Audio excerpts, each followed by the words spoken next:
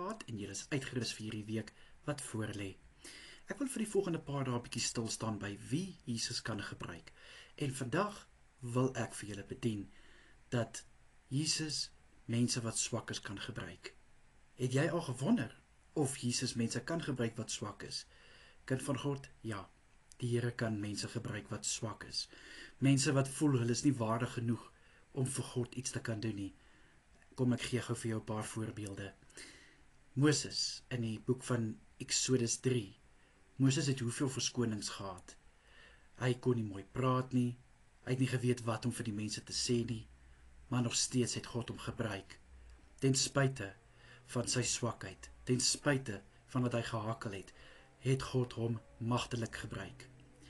Gideon wat van die swakstes was in sy stam, kyk hoe het God hom gebruik, as 'n mighty warrior, soos hy in Engels sê.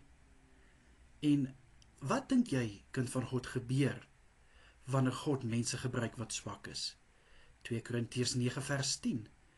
My krag sal in julle swakheid volbring word. So kind van God, daar is geen verskoning dat jy nie kan gebruik word. Al voel jy swak, al voel jy dalk nie daai kwalifikasies wat ander het nie. Al voel jy het nie dalk miskien daai ondervinding nie. God doesn't call the qualified. He qualifies the called.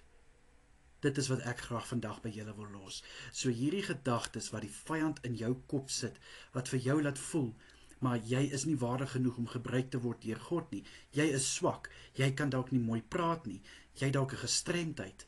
Daai is absolute nonsens, kind van God. Wanneer die God jou wil gebruik, gaan hy jou gebruik.